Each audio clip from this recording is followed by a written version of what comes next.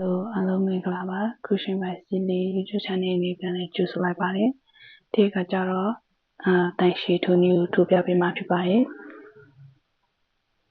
တိုင်ရှိထိုးအတွက်ရေစုပ်ခုမြေလေးလုပ်မယ်နော်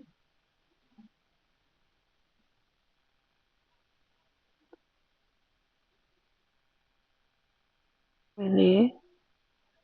12ခါထိုးမယ်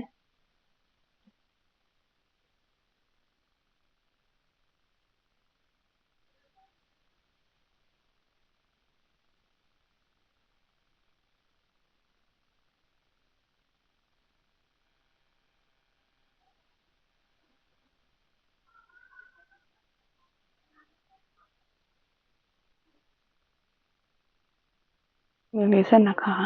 ထိုးပြီးတော့လို့ရှိရင်တိုင်ရှိလေးစထိုးမယ်နော်တိုင်ရှိလေးစထိုးဖို့အတွက်ဒီနာမှာတရေအရေးပတ်မယ်ပတ်ပြီးဒီနေ့3ပေါက်မြောက်မှာထိုးမယ်ဒီအောက်ကနေရှူပြန်ပတ်လာမယ်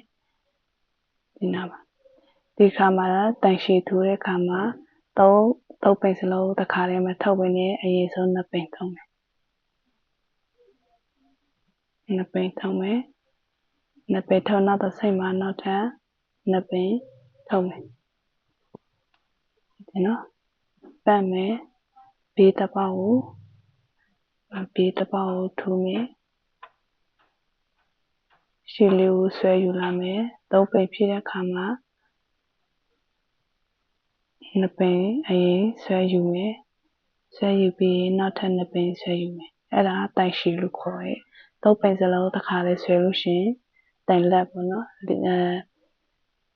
ပိန်တစ်ခါ2ပိန်တစ်ခါ2ခေါက်ဆွဲလို့ရှိရင်တော့တိုင်ရှိလို့ခေါ်တယ်2ခါဆွဲမယ်နောက်ထပ်2ခါဆွဲမယ်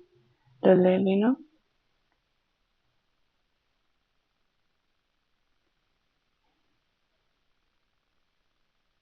2ခါဆွဲမယ်2ခါဆွဲမယ်ရှင်းလမ်းတည်ပြန်ပြမယ်တရေရေးမယ်ဘေးအပေါက်ကို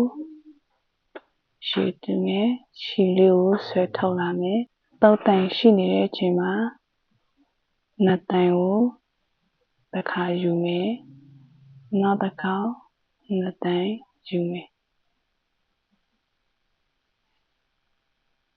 ဒီလေးကိုဆွဲထုတ်မယ်2တိုင်ယူမယ်2တိုင်ယူမယ်ဒီလေးကိုတရေရေးမယ်ယူမယ်ဆွဲထုတ်မယ်2တိုင်ယူမယ်2တိုင်ထုတ်မယ်တိုင်တူထိုးနည်းတက်လို့ရှိရင်တော့တိုင်လက်ရောတိုင်ရှည်ရောထိုးရတာအဆင်ပြေရနော်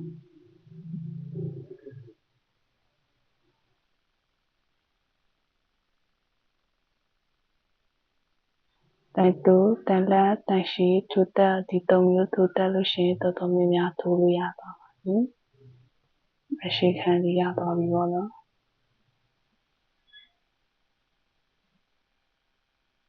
ဆုံးတော့ပါOkay ဒါလေးကကြတော့တိုင်ရှည်ထိုးနည်းလို့ခေါ်ပါတယ်သူ့လည်းတေချာကြည့်နော်ဒီနာမှာဒီအပေါ်မှာလည်းဖုတ်မီလို့ပုံစံရှိရပါမယ်အဲ့တော့ဒီဗီဒီယိုမှာတိုင်ရှည်ထိုးနည်းကိုထုတ်ပြပေးတာဖြစ်ပါတယ်နောက်ဗီဒီယိုမှာလည်း